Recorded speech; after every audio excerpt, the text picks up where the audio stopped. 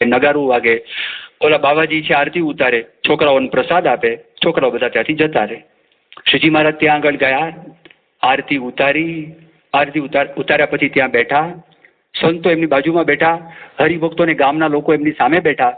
અને તે વખતે સમયમાં એક ફકીર ત્યાં આવ્યો.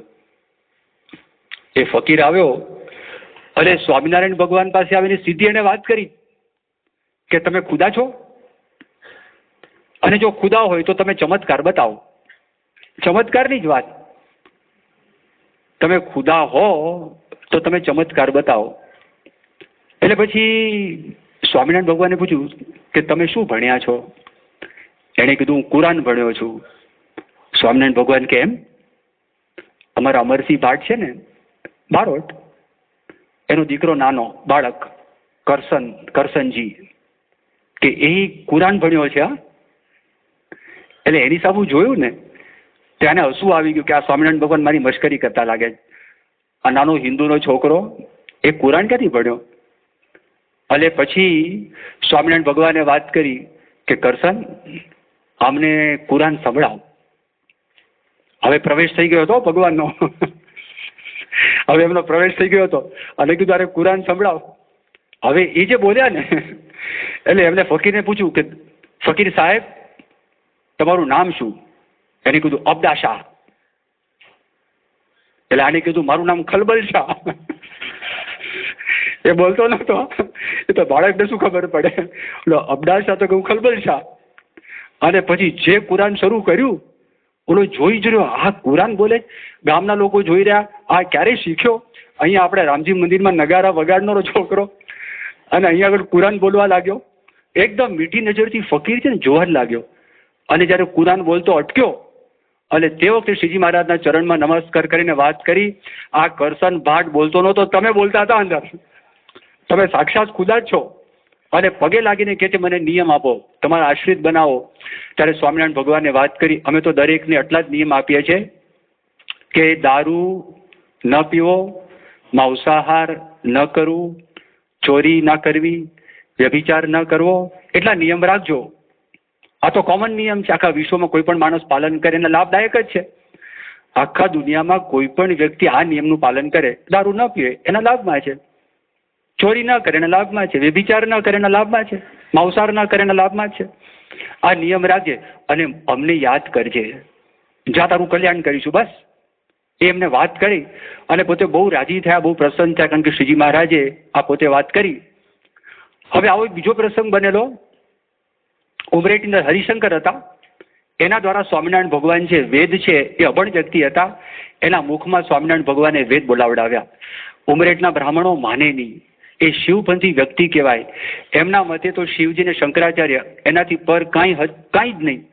અને તે વખતે વાત કરી કે શંકરાચાર્ય પાડાના મોઢે વેદ બોલાવેલા. શ્રીજી મહારાજ કે વેદ પવિત્ર કહેવાય, પાડાના મોઢે વેદ ના હોય, પણ પાડા જેવો કોઈ માણસ હોય ને એના મોઢામાં બોલાવ્યા હશે. આવું શ્રીજી મહારાજે સમજાયું. અને તમારા ગામમાં કોઈ છે એવો? એટલે હરિશંકરને લઈ આવ્યા, આની પાસે બોલાવો. એટલે પછી શ્રીજી મહારાજે દ્રષ્ટિ કરી, તે બોલવા લાગ્યા ઋગ્વેદ એના મંત્રો, સામવેદના મંત્રો, યજુર્વેદના મંત્રો, અથર્વવેદના મંત્રો. તો બધાને થયું કે આ નક્કી આ હરિશંકર બોલતો નથી. હરિશંકરે સારી પેટે અમે જાણીએ છીએ. હવે કઈ રીતે શક્ય છે? આપણે આમ સામાન્ય કોઈક વ્યક્તિ હોય, અભણ વ્યક્તિ હોય, અભણ વ્યક્તિના મુખમાં, હવે અમારા જયંતિ સંતોની સેવા કરે છે, હવે એના મુખની અંદર તમે વેદ બોલાવો અને તો પછી શું લાગે કે આ શક્ય છે? અમારો ચંદ્રકાંત આર્ષમાં છે, એના મુખમાંથી તમે બોલાવો, તમે દર્શન કરો અને દર્શન કરીને તમે વિચાર કરો શું છે. અમદાવાદમાં મારે સુરેશ કરીને એક છે, તમે એને પૂછો તમારું નામ શું, તો કે ચુરેજ. ચુરેજ એમ બોલે. અને જેને એટલી પણ ખબર ના હોય, કોઈ કે વાત કરી મહેમાન આવ્યા છે, મહેમાનને ચા મોકલવાની છે, તો ઈશ્વર સ્વામીની ઓફિસમાં આવ્યો, સંતો બેઠા હતા કે ચાલો. મેં કીધું ભાઈ ક્યાં આગળ છે? કે તમને કોની પાસે મોકલ્યા છે? હવે એના મુખમાં વચનામૃત 262 આવે તો એ નથી બોલતા. કોઈક બીજું બોલે છે. અક્ષર સ્વામી હતા, તે અક્ષર સ્વામીને કોઈકે ચડાવ્યા કે શાસ્ત્રીજી મહારાજ છે, તો શાસ્ત્રીજી મહારાજ તમારી પાસે બધા મંદિરના કામકાજ કરાવ્યા, અને મંદિરના કામકાજ કરાવી તમારી તો ઠૂસ કાઢ નાખી, પણ તમને કોઈ વચનામૃતનું જ્ઞાન છે, વચનામૃતનું જ્ઞાન તો તમને આપ્યું નહીં. તો તે વખતે શાસ્ત્રીજી મહારાજે વાત કરી, તમે આ કામ કરો છો ને એ જ જ્ઞાન છે. અક્ષર પુરુષોત્તમના સ્વરૂપો પધરાવી તમે સેવામાં જોડાવો છો એ જ જ્ઞાન છે. શું જોઈએ છે? જ્ઞાન જોઈએ છે.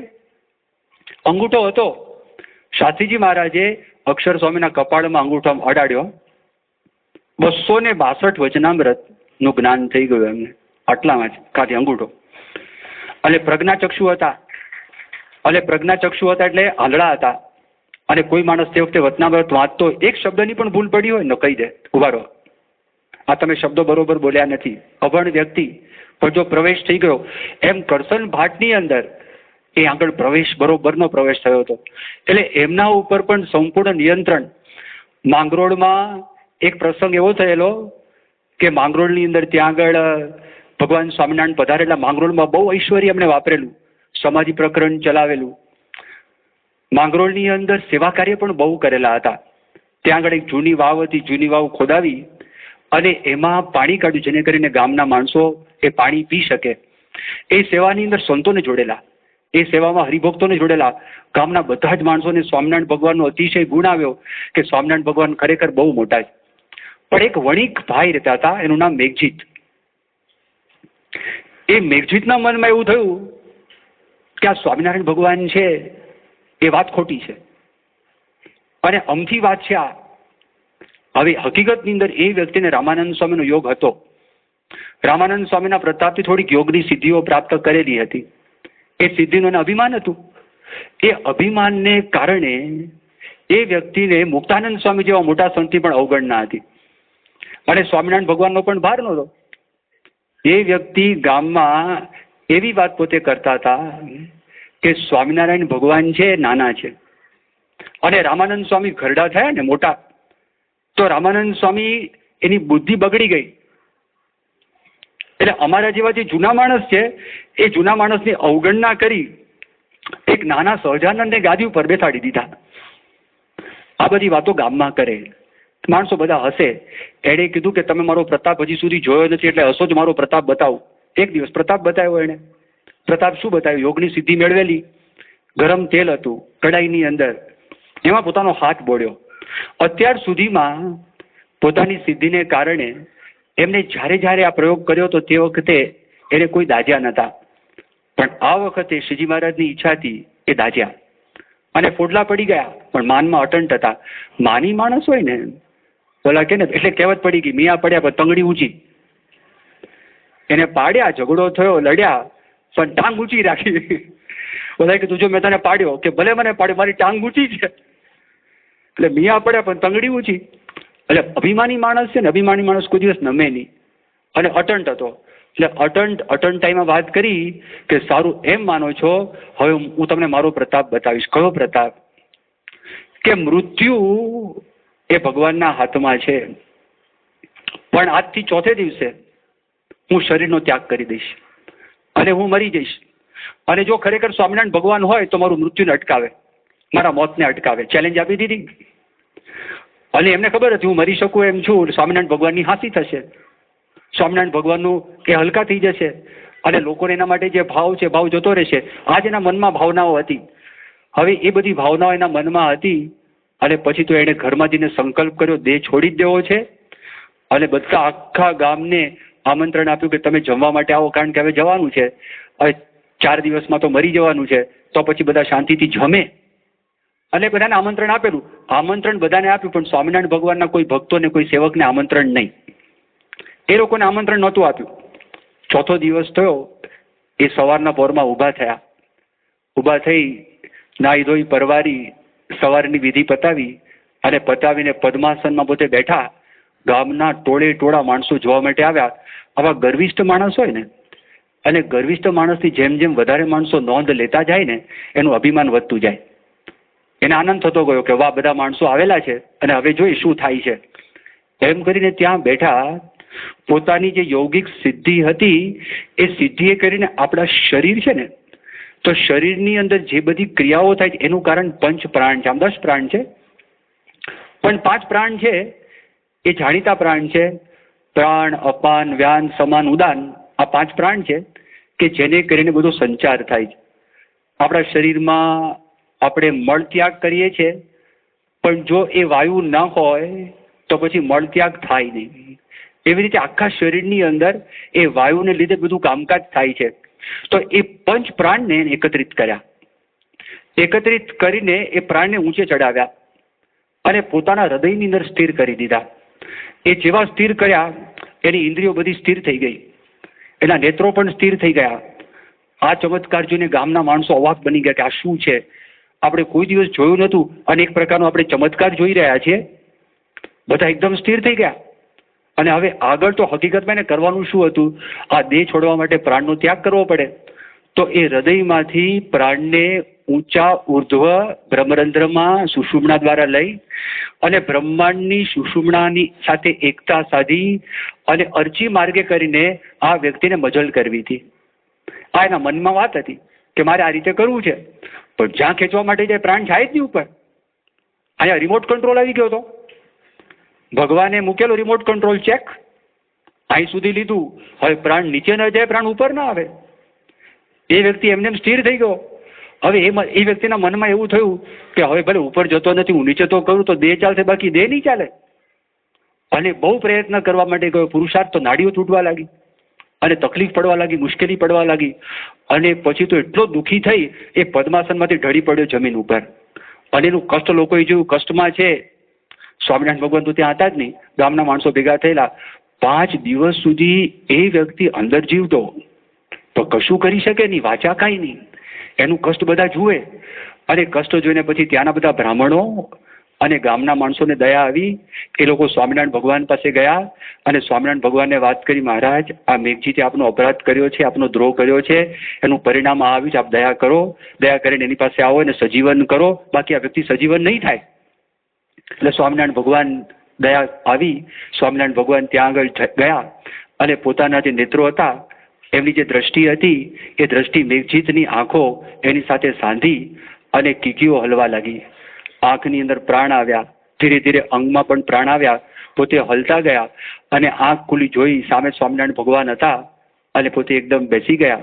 ઊભા થવાની શક્તિ હતી નહીં, શરીર બહુ દુખતું હતું. એટલે સ્વામિનારાયણ ભગવાનના પગ હતા એ પગ પકડી લીધા અને આંખમાં આંસુ વહેવા લાગ્યા.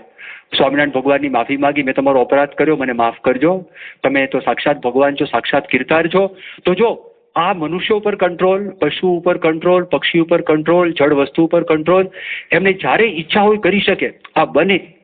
ગુણાતીતાનંદ સ્વામી જ્યારે અમરેલીમાં હતા ત્યાં આગળ ત્યાંના જે બધા કારભારી હતા ને, એ કારભારી આવેલા, મંદિરના કારભારી નહીં, ગામના કારભારી. અહીંયા આપણી મ્યુનિસિપલ કોર્પોરેશન હોય, બધું કામકાજ કરે.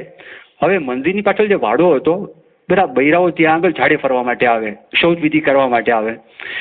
અને એક વખત ત્યાં આગળ આ કારભારી મંદિરમાં આવ્યા અને મંદિરમાં આવ્યા તો તે વખતે એમને ગુણાતીતાનંદ સ્વામીને વાત કરી કે અહીંયા આગળ પાછળ આ વાસ આવે છે. ગુણાતીતાનંદ સ્વામી કે અમે શું કરીએ સાહેબ, તમારે વિચાર કરવો જોઈએ કે ના કરવો જોઈએ, આ મંદિર છે અને મંદિરની પાછળ ત્યાં આગળ વાડો કરવા માટે દેતા નથી અને આ બધા શૌચવિધિ કરવા માટે જાય છે અને અમને ઉપાધિ કરે છે, તો તમે કંઈક કરો. એને કીધું કે સ્વામી તમારે કેટલી જમીન જોઈએ છે, માપી દો. ગુણાતીતાનંદ સ્વામી તાબડતોબ એની હાજરીમાં તમે ઉભા રહો, ખૂંટા મરાવી દીધા, બેલાઓ તૈયાર રખાવ્યા. ગુણાતીતાનંદ સ્વામી ત્યાં આગળ વંડી ચણી દીધી. સફાઈ પછી કરીશું, પેલા વંડી ચણી દો. અને પછી જેવા ભાઈ પોતા કારભારી ઘરમાં ગયા ને, એને પસ્તાવો થવા લાગ્યો કે મેં જમીન કેમ આપી. એને મનમાં પસ્તાવો થવા લાગ્યો, મેં કેમ આપી. ત્યારે ગુણાતીતાનંદ સ્વામી કે એ વખતે તો એનામાં મેં પ્રવેશ કરેલો હતો અને પ્રવેશ કરાવીને આ કામ કરાવી દીધું. જ્યારે એમનો સંકલ્પ થાય ત્યારે વ્યક્તિમાં પ્રવેશ કરીને કામ કરાવે. શાસ્ત્રી મહારાજના વખતની તે ખરી ભક્ત આમ બહુ ચિંગુસ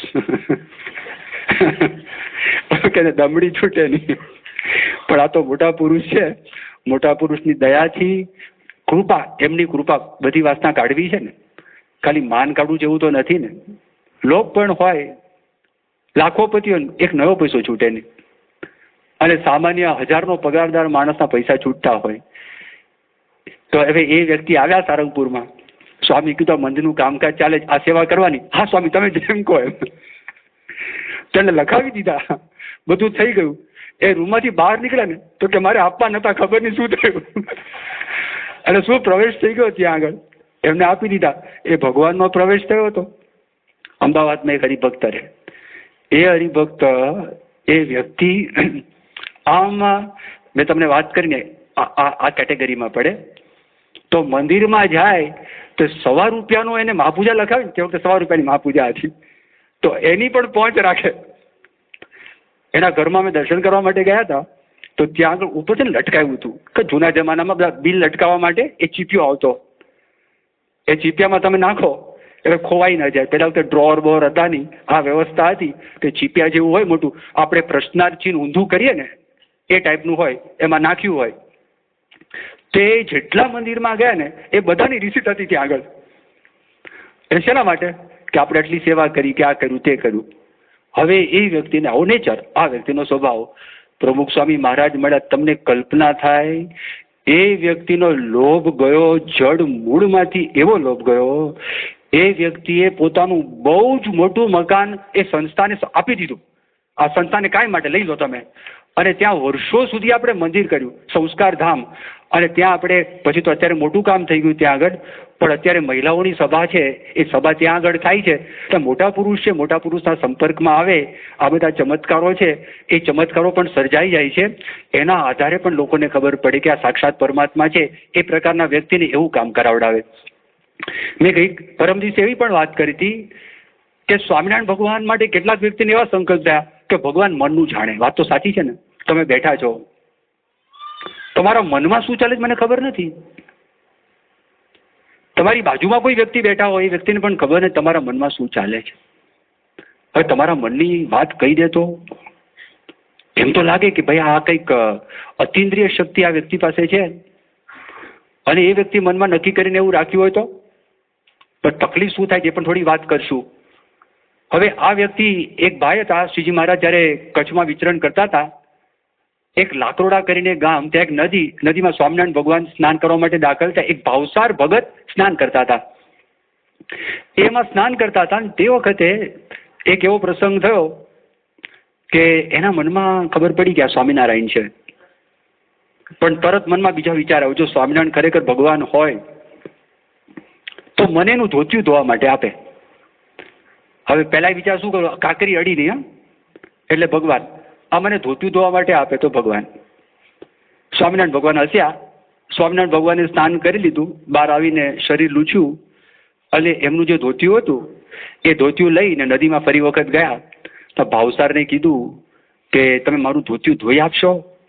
એ તો ખુશ થઈ ગયા, એકદમ ઉછળીને બહાર આવ્યા કે તમે ભગવાન નક્કી છો, તમે 100% ભગવાન છો.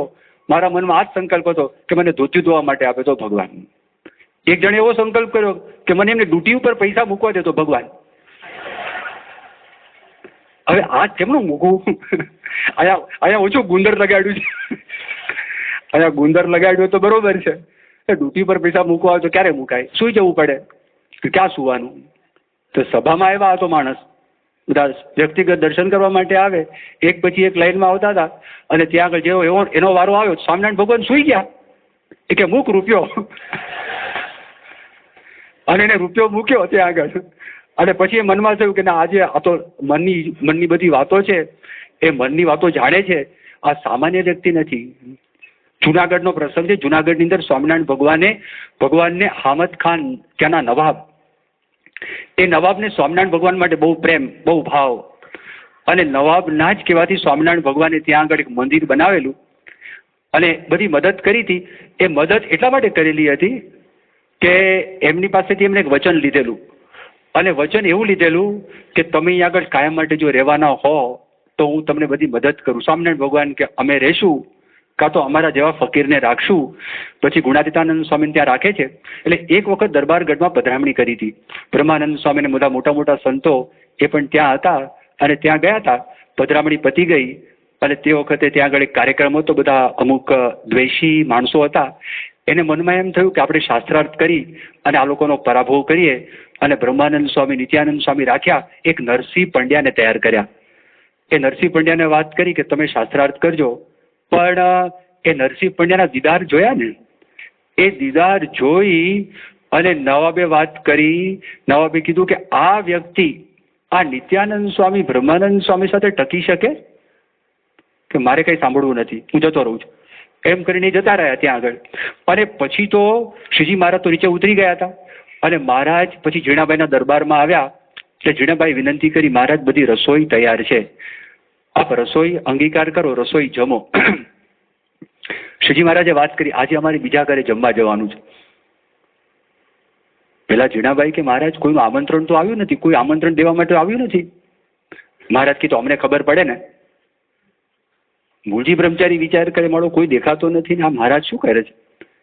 શ્રીજી મહારાજે મૂળજી બ્રહ્મચારી, ભગુજી, અલયા ખાચર 3 ને સાથે લીધા અને નાગરવાડામાં ગયા અને પૂછવા લાગ્યા અંબાશંકરભાઈનું ઘર કયું. એટલે અંબાશંકરભાઈનું ઘર ગોતતા ગોતતા શ્રીજી મહારાજ ત્યાં ગયા અને ડેલી ખખડાવી અને મહારાજ જોરથી બોલ્યા, અંબાશંકરભાઈ અને એમના પત્ની બાઉબા, બેઉના નામ લીધા, અમે તમારા ઘરે જમવા આવ્યા છીએ. અને બંને રાજીના રેડ. બંને મનમાં સંકલ્પ કર્યો હતો કે શ્રીજી મહારાજ બધી મોટી મોટી વ્યક્તિના ઘરે તો જમવા જાય, તમારા ઘરે જમવા આવે કે ના આવે. અને બધું રેડી રાખેલું પાછું, જો ભગવાન હોય તો આવશે. અને શ્રીજી મહારાજ ગયા એટલે પેલો સંકલ્પ પૂરો થયો કે નક્કી આ તો ભગવાન છે જ, 100% ભગવાન છે. પછી અંદર જેવા દાખલ થયા, બેઠા. શ્રીજી મહારાજ કે અમારે સ્નાન કરવું છે. એ પણ એમણે સંકલ્પ કરી રાખેલો, મારા ઘરમાં આવીને સ્નાન કરેલો. હવે આવા બધા સંકલ્પ કરે. અને પાછા તો નાગર શુદ્ધ. અને પછી બીજી ડોલ ચાલે નહીં, નવી તાંબાકુંડી લાવેલા. અને તાંબાકુંડી, એટલે શ્રીજી મહારાજે મૂળજી બ્રહ્મચારીને વાત કરી, જોજો પાણી ગરમ કરો ને તો નવી તાંબાકુંડી એમાં ગરમ કરજો. એટલે ત્યાં બેનને ઝાટકો લાગ્યો બીજો, ઝાડું બરોબર છે આ તો. એ સંકલ્પ પણ પૂરો થયો અને એ સંકલ્પ પતી ગયો. અને પછી શ્રીજી મહારાજ સ્નાન કર્યું અને સ્નાન કરીને બે સાથળ વચ્ચે મહારાજને ધોતિયું નીચોવાની ટેવ હતી, ચેષ્ટાની અંદર આવે છે. અને શ્રીજી મહારાજ ધોતિયું નીચોવ્યું અને નીચોવીને પછી તો ઉપરનું ભીનું હોય ને તે કોરું કરવા માટે એક કોરો કટકો મૂળજી બ્રહ્મચારી સાથે લાવેલા હતા. અને શ્રીજી મહારાજનું શરીર છે બધું લોયું કોરું થયું. હવે જે ધોતિયું ભીનું હતું ને એનાથી શ્રીજી મહારાજ પાછું લુવા લાગ્યા. ત્યાં મૂળજી બ્રહ્મચારી કે આ શરીર કોરું થયું પાછું ભીનું કેમ કરો છો.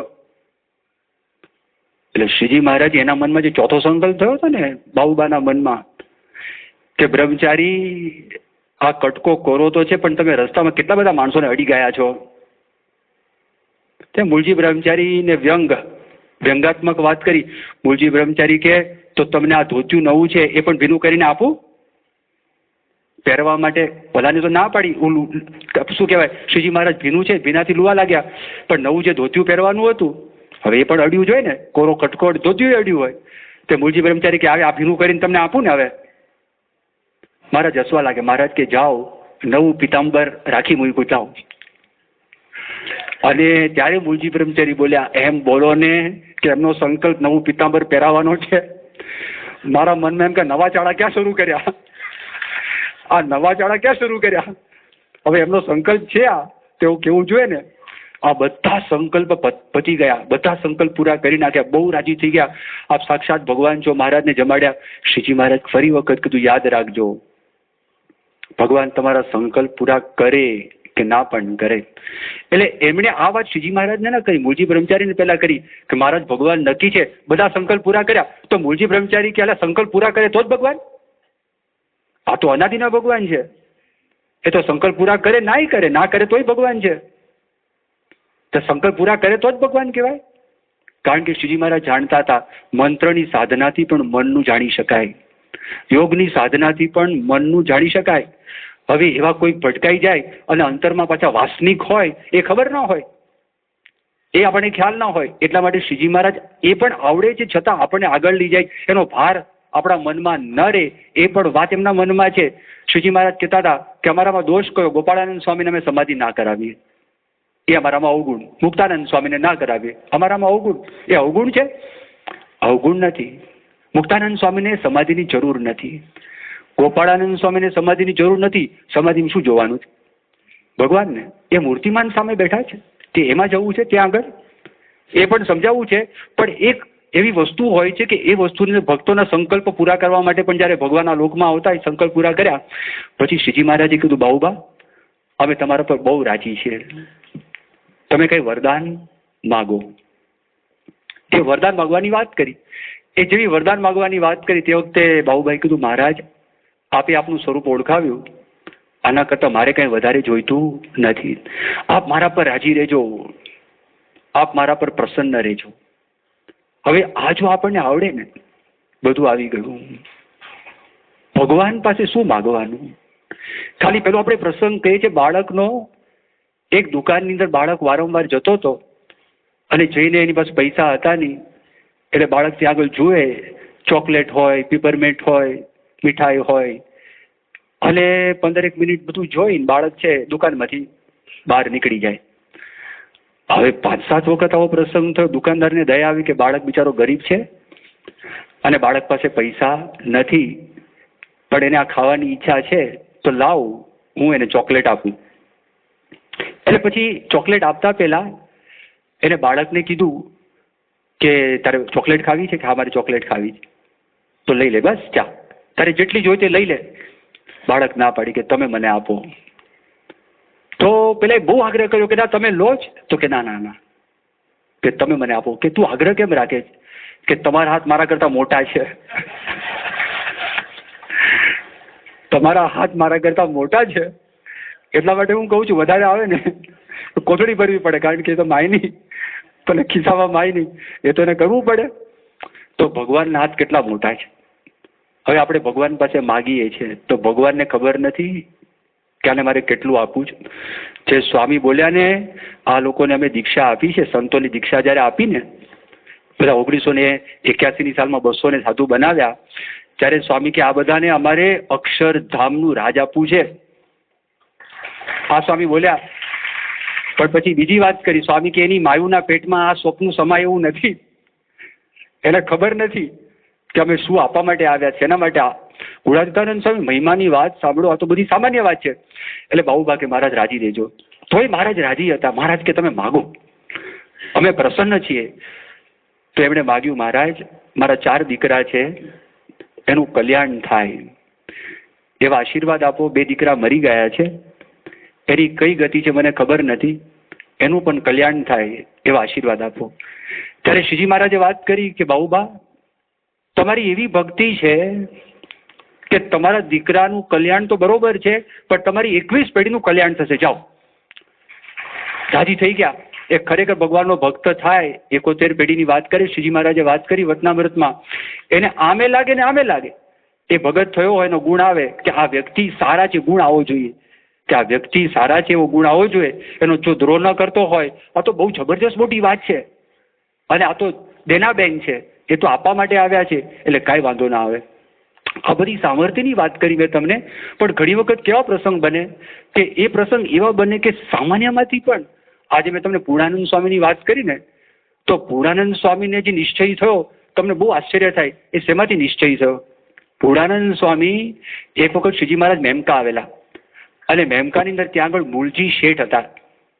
તો એ મૂળજી શેઠ એમણે મેથાણ ગામમાં અજા પટેલને કીધું કે સ્વામિનારાયણ ભગવાન મારા ગામમાં આવ્યા છે, તો દર્શન કરવા માટે આવવું છે કે આવું છે. એટલે અજા પટેલ મેથાણથી એ નીકળ્યા મેમકા જવા માટે, પણ સાથે એક યુવાનને લીધા, રજવાડી પોશાક ધારણ કરેલો અને માથા ઉપર પાટીદાર પાઘ હતી. એ ગઢવી હતા, એનું નામ ગજા ગઢવી. અને એમને પણ સ્વામિનારાયણ ભગવાનની વાત સાંભળી હતી, મોટા તાલુકદાર હતા. અને આવ્યા ત્યાં આગળ મેમકામાં, તો સ્વામિનારાયણ ભગવાન તો નદીએ ગયા હતા. નદીમાં એક કૂવો હતો, અને તે વખતે સ્વામિનારાયણ ભગવાન મીંઢિયાવળ ને મરચા છે એ ખાતા હતા, એટલે વારે વારે શૌચવિધિ કરવા માટે જવું પડે. એટલે સ્વામિનારાયણ ભગવાન ત્યાં આગળ શૌચવિધિ કરવા માટે ગયા છે, એટલે કૂવા ઉપર આવીને આ લોકો બેસી ગયા અને સ્વામિનારાયણ ભગવાનને આવતા જોયા. એ આવતા જોયા ને ગજા ગઢવીએ જોયું, આ જે રીતે ચાલે છે ને એ માણસની ચાલ નથી, આ નક્કી ભગવાન છે, આ માણસની ચાલ નથી. જો હવે એને એટલામાં નિશ્ચય થઈ ગયો, તે નિશ્ચય સાધુ થયા અને પૂર્ણાનંદ નામ પડ્યું. અને પ્રથમના 51ના વચનામૃતમાં બહુ બુદ્ધિપૂર્વકનો પ્રશ્ન પૂછ્યો છે, પણ મેં તમને વાત કરી હતી કે આ પ્રાથમિક તબક્કો છે. સત્સંગ કરતા કરતા આની બધી ઈચ્છા ટળી જાય અને જીવમાં પાકો નિશ્ચય ભગવાનને સંત એની આજ્ઞા પાડતા પડતા કરાવે. આ પૂર્ણાનંદ સ્વામીને વિઘ્ન આવ્યું ને, પૂર્ણાનંદ સ્વામી પ્રસંગ એવો થયો, દેવળિયા, અને ત્યાં દેવળિયાની પાસે એક ડોળી તળાવડી હતી, અને તાવી અને આ બે વચ્ચે આ તળાવડી હતી. ત્યાં સ્વામિનારાયણ ભગવાન આવેલા. હવે સ્વામિનારાયણ ભગવાન ત્યાં આગળ આવ્યા, બધા હરિભક્તો બેસી ગયા, અમુક સંતો હતા જ્યાં જગ્યા મળી બેસી ગયા. પૂર્ણાનંદ સ્વામી થોડાક મોડા આવ્યા, તો પૂર્ણાનંદ સ્વામી પાછળ ઉભા રહ્યા. એમના મનમાં એમ કે મને કોઈક બોલાવે, મને કોઈક આસન આપે. શ્રીજી મહારાજ અંતર્યામી જાણી ગયા. શ્રીજી મહારાજે પ્રસંગ કાઢ્યો. શ્રીજી મહારાજ બોલ્યા, કોઈ માન જોયું છે? માન ઘડિયાળ જોઈ છે? તો હા દેખાય, પદાર્થ દેખાય, માન દેખાય, ક્રોધ દેખાય, પણ માન જોવું અઘરું છે. કોઈ માન જોયું છે? મૂર્તિમાન માન. બધા વિચાર કરે મારું એકાથી કાઢું. શ્રીજી મહારાજ કે જો આ પાછળ ઉભા છે ને પૂર્ણાનંદ સ્વામી, આ મૂર્તિમાન માન. પ્રસંગ એવો થયો હતો, મહારાજને મુંડન કરાવું હતું, અને દેવળિયાના ઝાલમસિંહ બાપુ દરબાર કહેવાય. અને પેલા વાળંદને વાત કરી, વાળંદ તું ચાલ મારી સાથે, કારણ કે ત્યાં આગળ એક વાળંદ એવો મળી ગયો હતો, એ શ્રીજી મહારાજના માથા પર જેવો અસ્ત્રો મૂક્યો તો બ્લેડ વાળો, તો બ્લેડ તો હતી જ નહીં તે વખતે, પતરી હતી, તેનું વજન બરોબર હશે, ખબર નહીં કયા માણસો પર કરતા હશે. શ્રીજી મહારાજના વાળ સુવાળા હતા, પણ એને પ્રેક્ટિસ પડી ગઈ હતી, આમ ઝાટકો મૂક્યો. તો મુક્તાનંદ સ્વામી પૂછ્યું કે કેવા છે ભાઈ વાળંદ? મહારાજે કીધું આ તો જાનનું જોખમ છે. એટલે સમજી ગયા. ત્યાંથી ઝાલમસિંહ બાપુ ઉઠ્યા, ગામ ગયા, વાળંદને કીધું ભાઈ તું ચાલ મારી સાથે, એની ઘોડી ઉપર. અને વાળંદના હાથમાં પોતાનો થેલો, આ ઘોડી જાય અને દોડતો જાય, પણ વાર લાગે ને, અને પેલું સામાન હતો એટલે ઘોડી ગભરાય એના અવાજથી. બાપુ કે તારી જોડી મને આપ. એ બાપુએ જોડી લીધી ખભા ઉપર, દરબાર વાળંદની જોડી. તે જમાનામાં અડે ના અડે, પણ એ લીધું. સ્વામિનારાયણ ભગવાને જોયું, અને તે વખતે સ્વામિનારાયણ ભગવાન બોલ્યા, દરબાર છે જેને માન રાખવું જોઈએ માન રાખતા નથી, અને આ સાધુ છે એને માન ન રાખવું જોઈએ માન રાખે છે. આ બોલ્યા, લાગ્યું ખોટું. અને પૂર્ણાનંદ સ્વામી ત્યાંથી જ સત્સંગમાંથી નીકળી ગયા. પણ નીકળી તો ગયા, પણ પૂર્ણાનંદ સ્વામીના જીવની અંદર ભગવાન સ્વામિનારાયણની નિષ્ઠા ગઈ નથી. એક પ્રસંગ એવો બન્યો, કાળુપુર મંદિરની અંદર પૂર્ણાનંદ સ્વામી એક વખત ગયા હતા, ગજા ગઢવી પાછા થઈ ગયા હતા. અને તે વખતે એમને આમ ગરમીની સિઝન હતી, તરસ લાગી હતી. એમને કાળુપુર મંદિરમાં પાણી માંગ્યું, કોઈ ઓળખી શક્યા નહીં કે આ તો પરમહંસ હતા. એમને નળ બતાવ્યો ગરમ પાણીનો, કે પાણી ગરમ આવતું હતું. અને તે વખતે પૂર્ણાનંદ સ્વામી ત્યાં આગળ, એ તો કવિ હતા, અને છંદ બોલ્યા. અને છંદ એમાં એવું બોલેલા, છંદની અંદર કે આ જ મંદિરની અંદર સ્વામિનારાયણ ભગવાન મારું ગળું સારું રહે એના માટે મને ઘીના કોગળા કરાવતા હતા, અને એ જગ્યાએ અત્યારે મને ગરમ પાણીનો નળ બતાવે છે. બધાને ખબર પડી ગયા. તો પૂર્ણાનંદ આવ્યા છે, આગતા સ્વાગતા કરી, એને રાખ્યા, સરભરા કરી. પણ નિષ્ઠા કેવી હતી, એકવાર રાજકોટ ગયા હતા, અને રાજકોટની અંદર એક શેઠાણી હતા, શેઠાણી. એમને ખબર પડી બહુ સારા એક ગાયક આવ્યા છે શહેરમાં. એને પોતાના ઘરની અંદર બોલાવ્યા, હવેલી જેવું હતું ઘર, ઘરમાં બોલાવ્યા, અને કીધું કે તમે તમારું કવિત સંભળાવો. અને તે વખતે પૂર્ણાનંદ સ્વામી એનું જે કવિત છે એ પૂર્ણાનંદ સ્વામી સંભળાવ્યું, પણ એમાં શ્રીજી મહારાજનું જ ભજન ગાયું. બીજું ભજન લીધું, એ પણ શ્રીજી મહારાજનું જ ગાયું. ત્રીજું ભજન પણ એમનું જ લીધું, પણ જબરજસ્ત હતું. પણ પેલા માનતા હતા બીજાને, એટલે જેને માનતા હતા એનું ભજન ગાવાનું કીધું. ત્યારે પૂર્ણાનંદ સ્વામી વાત કરી કે આ જીભે કરીને બીજું ભજન ના થાય. નિષ્ઠામાં ફેરફાર થયો નહીં, એ એના અંતરની અંદર હતું. તો મારું કહેવાનું શું કે વિઘ્ન આવી ગયું. કલ્યાણમાં વિઘ્ન ના આવ્યું, પણ સાધના અંદર વિઘ્ન આવી ગયું. એમને નિષ્ઠા હતી, ભગવાન સ્વામિનારાયણ કલ્યાણ કરીને 100% અક્ષરધામની પ્રાપ્તિમાં કોઈ શંકા નહીં. પણ આ જે વિઘ્ન આવ્યું, તો એ મહાત્મ્ય સહિત ભક્તિ એ જે થાય એ હકીકત અંદર સાચો ચમત્કાર છે, એ બતાવે. તો ખાલી ફક્ત ચાલની અંદર આટલામાં જ એને નિશ્ચય પાકો થઈ ગયો. કરિયાણા ગામ, કારિયાણીની કરિયાણા, એના મીણબાઈ હતા, અને મીણબાઈ જેની સાથે લગ્ન કર્યા હતા એમના મોટાભાઈ. એ જે મોટાભાઈ દેહા ખાચર હતા, એમને સ્વામિનારાયણ ભગવાન રીતિમાં ચાલતા હતા, અને ત્યાં આગળ ઉર્ધ્વરેખા જોઈ, એના પરથી એના મનમાં નિશ્ચય થઈ ગયો કે આ નક્કી સ્વામિનારાયણ, આ સાક્ષાત ભગવાન છે, પૂર્ણ પુરુષોત્તમ નારાયણ. હવે એમાંથી એમને નિશ્ચય થઈ ગયો. આટલામાંથી આવું થઈ જાય. મેં તમને ભગાદોશીની વાત કરી, ભાઈચંદ શેઠની વાત કરી. એ તો જૈન હતા, એ કોઈ દિવસ માને નહીં. એનો દીકરો ભગા એ 8-10 વર્ષનો હતો, એને સત્સંગ થઈ ગયો, એના બાપ ના પાડે અને આ માને નહીં, આ શૂરવીરતા રાખે. અને એક દિવસ એવો બન્યો, ભગવાન સ્વામિનારાયણ આ હમીર ખાચરની મેં તમને વાત કરીને દરબારમાં મહારાજ પધારેલા, અને તે વખતે આ સાકર અને ખાંડ લઈને આ પોતે આવ્યા. કોણ? ભગા દોશી, ભાઈચંદ શેઠના દીકરા, નાના બાળક. અને એમણે આપી. અને તે વખતે હમીર ખાચરના માતુશ્રી બોલ્યા, આજે રસોઈની અંદર કોઈનો ભાગ નહીં, આજે અમારા તરફથી જ રસોઈ. બીજા દૂધ દહીં લાવેલા હતા, મીઠાઈ લાવેલા. તો શ્રીજી મહારાજે પણ વાત કરી કે બરાબર છે, આજે હમીર ખાચરની રસોઈ, બીજા કોઈનો ભાગ નહીં. આ બાળક હતો. એટલે મહારાજ પાસે જઈને વાત કરી, મહારાજ હું તો ખાલી ખાંડ લાવ્યો છું અને ઘી લાવ્યો છું, આપ સ્વીકાર કરો તો મારા કુટુંબનું સારું થાય. મહારાજે ના પાડી. મુક્તાનંદ સ્વામી કીધું, આ બાળક છે મહારાજ, તમે બાળકનું સાચવો, તમે બાળકનું સાચવશો તો બાળક રાજી થશે. શ્રીજી મહારાજે કીધું, ઘરમાંથી છાનું લાવ્યો છે, પૂછ્યા વગર લાવ્યો છે, એટલે ચોરી કહેવાય, એટલે આપણે ના લેવાય. એ ઘરમાં રજા લઈને આવે તો હું લઈશ. એટલે પહેલા એ વાત કરી, મહારાજ વાત સાચી, છાનું લાવ્યો છે, પણ મારા બાપ તો વિરોધી છે, એને પૂછ્યું તો મને કેમ આપે? એ કોઈ દિવસ આપે જ નહીં, કોઈ સંજોગોમાં ના આપે, એટલે મારે તેને પૂછાય જ નહીં. શ્રીજી મહારાજ કે તું રજા લઈને આવ તો હું લઉં. બિચારા ઢીલા થઈ ગયા અને ઘરે ગયા અને મા પાસે રડવા લાગ્યા. બાળકને રડતા જોયે માએ પૂછ્યું કે કેમ રડે છે? આનું શસ્ત્ર હતું. હા, એટલે આ બોલ્યા નહીં. ભગા દોશી હોશિયાર હતા. એટલે એનો બાપ છે ને ભાઈચંદ, એ અંદર આગળની રૂમમાં હતા. એને રડવાનો અવાજ આવ્યો ને એટલે તરત આવ્યો, અલ્યા ભગા કેમ રડે છે? એ કે અમારા સ્વામિનારાયણ ભગવાન શહેરમાં આવ્યા છે અને હું ખાંડ ને સાકર લઈને, ખાંડ અને આ સાકર અને ઘી લઈને ગયો તો સ્વામિનારાયણ ભગવાને કીધું તું છાનું લાવ્યો છું, અમે નહીં લઈએ, તું ઘરમાં બધાને પૂછીને આવ તો લઈએ. એ કે એમ? અહીંયા આગળ બધા માણસો આપણી પાસે પાખા સીધા લઈ જાય છે ઝઘડા કરીને, આ તો તૈયાર સીધું પાછું મોકલે છે. સ્વામિનારાયણ નિષ્પૃહી ખરા. આ જો ગુણ આવ્યો સદગુણ, કેટલાકને નિશ્ચય થાય સ્વામિનારાયણ ભગવાનમાં સદગુણ જોઈ અને નિશ્ચય, જો જેવો ગુણ આવ્યો ને તરત વિચાર બદલાયા. તું ચાલ ભગા મારી સાથે અને આ લઈને આવ, હું સ્વામિનારાયણ ભગવાનને અપાવું. કેમ ના લે? પત્યું. અને સીધા હમીર ખાચાના દરબારમાં ગયા અને જો સ્વામિનારાયણ ભગવાન જમતા હતા અને જમતા સ્વામિનારાયણ ભગવાનને જોયા. સંતો જમતા હતા પત્તરમાં પાણી નાખીને. સંતો નિસ્વાદી છે. હરિભક્તોના પરિવર્તનના પ્રસંગો સાંભળ્યા. શ્રીજી મહારાજનું કાર્ય, હરિભક્તોની, સંતોની ક્રિયા, હરિભક્તોનું પરિવર્તન, અને એમને શ્રીજી મહારાજને જોઈને અંતરમાં શાંતિ. અને મહારાજને વિનંતી કરી, મહારાજ તમે સાક્ષાત ભગવાન છો, આ અંગીકાર કરો. એટલું જ નહીં, મારા ઘરે જમવા આવવાનું છે, જમ્યા વગર જવાનું જ નથી. આખું પરિવર્તન 180 ડિગ્રી.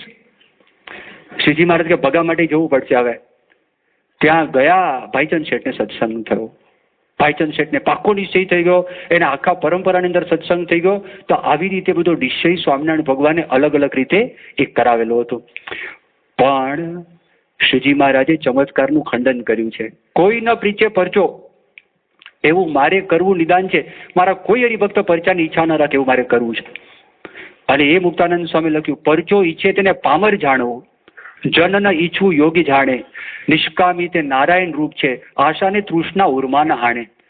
કે નિષ્કામી હરિભક્તો કોઈ દિવસ માગે નહીં, ભગવાન આપવા માટે જ આવેલા જ.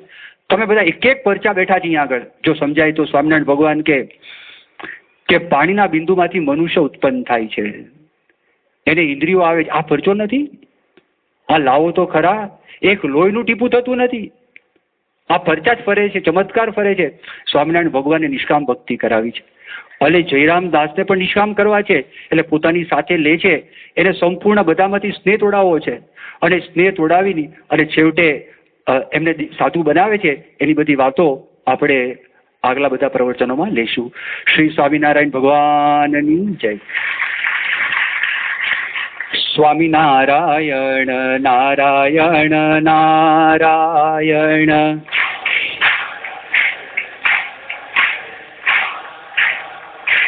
સ્વામિનારાયણ નારાયણ નારાયણ.